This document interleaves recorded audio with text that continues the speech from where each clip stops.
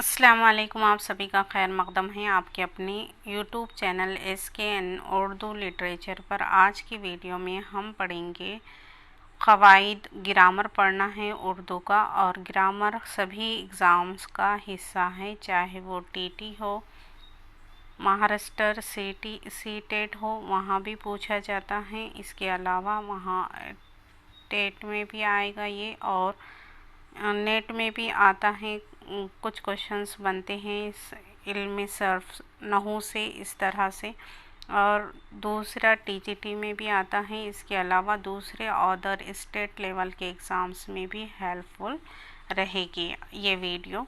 सभी का हिस्सा होता है ग्रामर, तो लास्ट तक बने। ज़ुबान ज़रिया है अपने ख़यालात व एहसासात को दूसरों तक पहुंचाने और दूसरों के ख़यालात व एहसासात को समझने का। हमारी आपस की जो बातचीत होती है वही हमारी ज़ुबान होती है, और बातचीत या जो कुछ हम बोलते हैं, सुनते हैं, और हमारी ज़ुबान की ये पहली शक्ल होती है। जो हम बोल रहे हैं, जो सुन रहे हैं, ये हम पहली है ज़ुबान की पहली शक्ल। इसके अलावा दूसरी शक्ल जो होती है वो तहरीर, हम जो लिखते हैं, पढ़ते हैं, वो दूसरी शक्ल होगी ज़ुबान की। जिस तरह ज़िंदगी में हर काम को ठीक ढंग से करने के लिए कुछ क़ायदे बनाए जाते हैं, कुछ क़वानीन होते हैं, कुछ उसूल होते हैं, और इसकी पाबंदी ज़रूरी होती है, इसी तरह सही ज़ुबान बोलने और लिखने के भी कुछ उसूल बनाए गए हैं, और उन्हीं उसूलों का नाम है क़वाइद। क़वाइद ये क़ायदे की जमा है, ये भी याद रखें। किसकी जमा है? क़ायदे की जमा है। और किसी भी ज़ुबान को अच्छे ढंग से बोलने और लिखने के लिए ज़ुबान के बनाए हुए क़ायदों की पाबंदी निहायत ज़रूरी होती हैं, और क़ायदों की इसी पाबंदी को हम उर्दू ज़बान के क़वाइद कहते हैं। चाहे उर्दू ज़ुबान हो या इसके अलावा अंग्रेज़ी के भी कुछ क़ायदे, ज़ुबान के क़ायदे क़ानून होते हैं। इसी तरह मराठी, हिंदी, ग़र्ज़ के हर ज़ुबान के अपने क़ायदे क़वानीन होते हैं, कुछ उसूल होते हैं, और उनकी पाबंदी ज़रूरी होती है। उर्दू क़वाइद को मुख्तलिफ़ मौज़ूआत के ज़ेर बहस 5 हिस्सों में तक़सीम किया गया है। इल्म हिज्जा, इल्म सर्फ़, इल्म नहू, इल्म बयान, इल्म उरूज़। आगे हम एक एक से देखेंगे। इल्म हिज्जा देख लेते हैं पहले। इन्हीं चीज़ों को हम कंटिन्यू करेंगे, 5 हिस्सों को। आज की वीडियो में जितना है उतना देखेंगे, कल फिर इसे और कंटिन्यू करेंगे। तो इल्म हिज्जा के मानी हुरूफ को अलग अलग करने और इनके हिज्जे करने की वाक़फ़ियत के हैं। हुरूफ हिज्जा वो हुरूफ हैं जिनसे कोई ज़ुबान बनती है, और उर्दू में इन हुरूफ़ों को हुरूफ़ तहजी कहते हैं। हुरूफ़ हिज्जा अली, बे, पे, इस तरह के जो हुरूफ़ तहजी है हमारी, उसी को हम कहते हैं, और इन्हीं से हमारी ज़ुबान वजूद में आई या बनती है। हुरूफ के मजमूओं को अबजद कहते हैं। ये जो हुरूफ़ तहजी का मजमूआ है, इसको क्या कहेंगे? अबजद कहते हैं। क्या कहेंगे? अबजद। अली, बे, जीम, दाल, अबजद। अब यहाँ पे हैं हुरूफ की 2 किस्में बताई हुई हैं। एक है मुफ़र्रद हुरूफ, दूसरा है मुरक्कब हुरूफ। मुफ़र्रद हुरूफ पूरे 36 हैं, और मुरक्कब हुरूफ हमारे 14 हैं। ये दोनों मिलाकर हुरूफ ये 50 हो गए। मुफ़र्रद और मुरक्कब हुरूफ की तादाद, दोनों की तादाद मिलाकर 50 हुरूफ बनते हैं। तो हुरूफ मुफ़र्रद हुरूफ है जो अली, बे, पे से शुरू होते हैं और ये पे ख़त्म होते हैं, यानी हुरूफ़ तहजी के जो हुरूफ है उसे मुफ़र्रद हुरूफ कहेंगे। और मुरक्कब हुरूफ 14 हैं, जो ब, प, थ, इस तरह के ये पूरे है से हाकारी हर्फ भी बोलेंगे इसे। ये हाकारी हर्फ जो है 14 है पूरे, जिससे एक मुरक्कब आवाज़ पैदा करते हैं, इन्हें हाकारी ये हरूफों के मेल से एक मुरक्कब आवाज़ पैदा होती है, उन्हें हम हाकारी हरूफ भी कहते हैं। इस तरह मुफर्रद और मुरक्कब हरूफ की तादाद कितनी होगी? 50। उर्दू ज़ुबान हिंदी, फ़ारसी, अरबी से मिलकर बनी है। उर्दू ज़ुबान में आपको हिंदी के लफ्ज़ भी देखने को मिलेंगे, फ़ारसी के भी, अरबी के भी। इनसे मिलकर बनी है तो इसमें देख लेंगे हुर्फ़ तहजी में कौन से हुर्फ़ अरबी है, कौन से फ़ारसी है और कौन से हिंदी है। तो ये सा, हा, ज़ाल, स्वाद, ज़्वाद, तोय, ज़ोय, आइन और ख़ाफ़, ये है अरबी हर्फ है। कितने? ये सारे के सारे अरबी हर्फ है। ये हुर्फ़ तहजी में ये अरबी हर्फ है। 1 2 3 4 5 6 7 8 और ये 9, कुल 9 हर्फ है यहाँ पे। और टे, डाल, ड़, ये खालिस हिंदी हरूफ है। अरबी और फ़ारसी में यह हर्फ पाए नहीं जाते हैं। ये 3 हैं हर्फ, ये खालिस हिंदी हर्फ है। और अगर ये किसी हर्फ के अल्फाज के साथ लफ्ज़ बनता है तो इसे हिंदी का समझना चाहिए, हिंदी का हर्फ समझना चाहिए। इसके अलावा ज़ा, फ़ा, हा और आइन की आवाज़ें हिंदी में नहीं है, जबकि फ़ारसी और अरबी दोनों में पाई जाती हैं।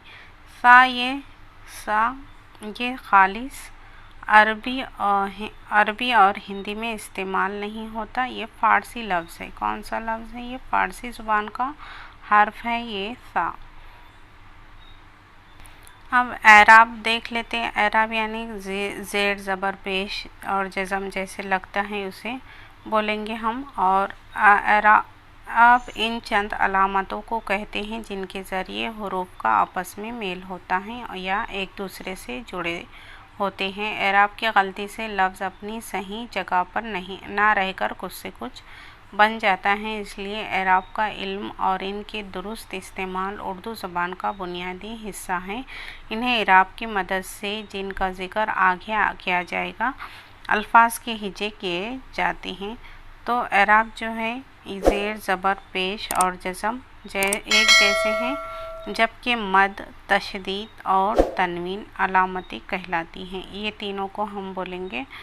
ज़बर, ज़ेर, पेश और जज़म को ये एराब बोलेंगे। और ये मद आता है ऐसा, फिर तशदीद ये इस तरह से, और तनवीन ये अलामतें कहलाएंगी।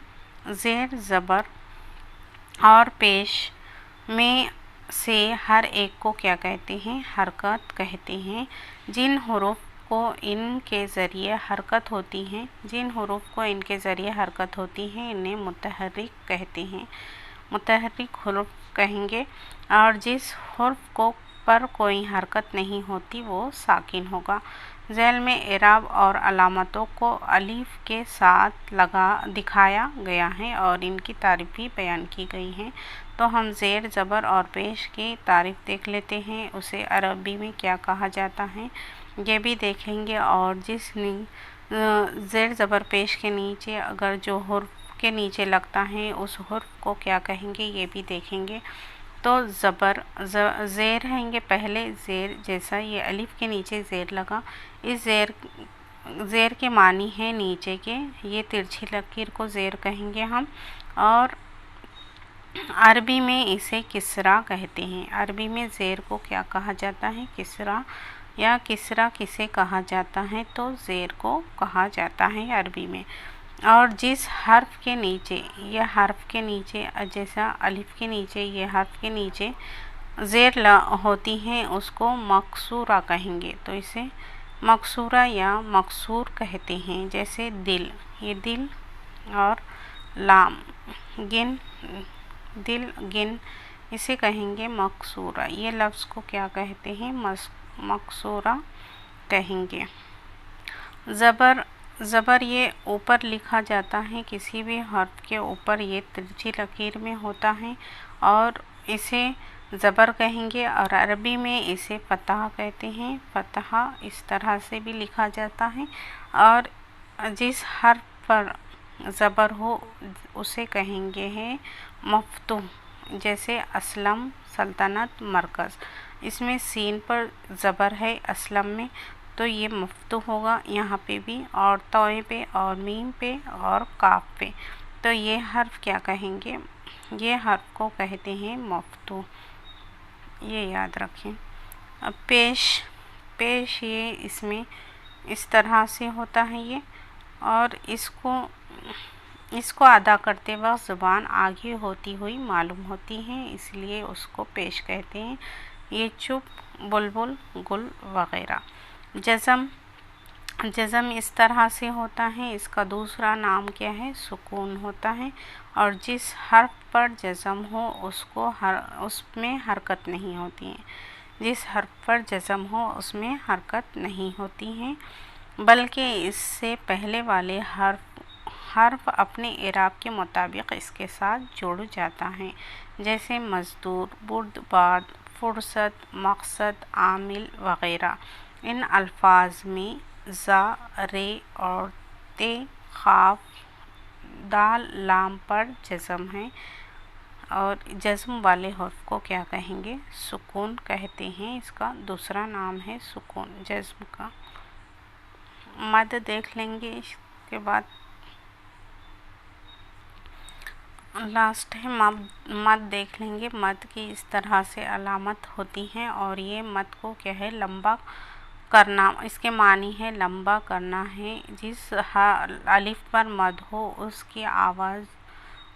کی جو آواز ہوتی ہے وہ دگنی ہو جاتی ہے، دگنی آواز نکلتی ہے، یا اسے لمبا کر پڑھا جاتا ہے، جیسے الف مد آ، اس لیے اس کو الف ممدودہ بھی کہتے ہیں۔ الف مد آ کو کیا کہتے ہیں؟ الف ممدودہ۔ یہ بھی یاد رکھیں۔ عام، آثار، اعلیٰ، یہ اس طرح سے تھوڑا سا دگنا کر کے پڑھا جاتا ہے، لمبا کر کے پڑھا جاتا ہے۔ اور آگے دیکھیں گے تشدید،